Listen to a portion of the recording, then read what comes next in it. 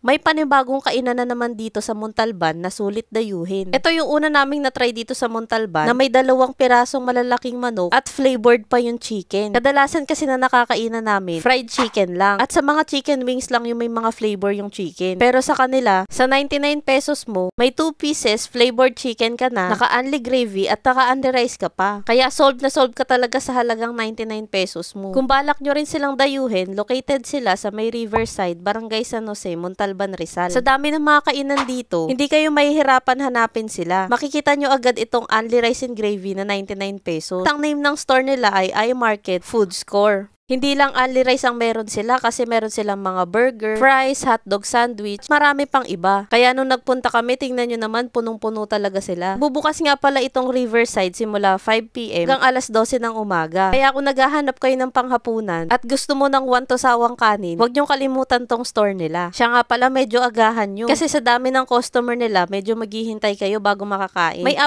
kayong pwedeng pagpili ang flavor sa kanilang chicken. Yung 2 pinili namin, yung spicy Korean at teriyaki. At yung 2 flavor pa, meron silang cheese at mango habanero. Para sa mahilig sa matatamis dyan kagaya ko, ito yung piliin nyo, yung kanilang teriyaki. Ang sarap ng timpla nila dito. Di mo na nga kailangan ng gravy kasi talagang malasa na. At yung kanin nila, may timpla din at hindi lang basta kulay dilaw. Talagang mapaparami ka ng kanin dito kasi ang laki ba naman ng manok. Nung kumain kami dito sa kanila, bagong prito pa yung manok at yung kanin, mainit-init pa. Ito talaga yung the best pagkakain kayo, mainit-init pa at ikaw na lang yung magpapalamig. Yung isang flavor naman na pinili namin yung spicy Korean. Sa flavor naman na to, nag-aagaw yung anghang at asim. Sa unang kagat nyo, hindi nyo pa mararamdaman yung anghang. Pero habang tumatagal sa pagkain nyo, dun sumisipa yung spicy flavor. Para kay Maynard, yung anghang daw nito ay 2/5. Hindi ito ganong maanghang, kaya huwag kayong matakot itry. Sa pagkakaluto nila ng manok, tamang-tama lang kasi juicy pa yung loob ng manok. May nag-recommend nga lang din pala nito sa comment section kaya ako to na-discover.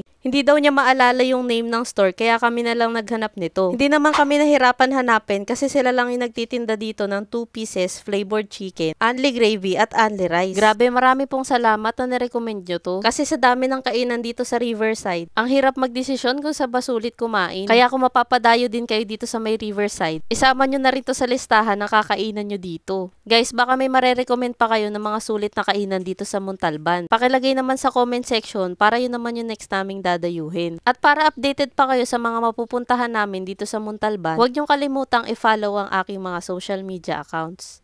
Yun lang, maraming salamat sa panonood. Bye! Sarap guys, pati yung gravy nila. Wala siya ng kanin.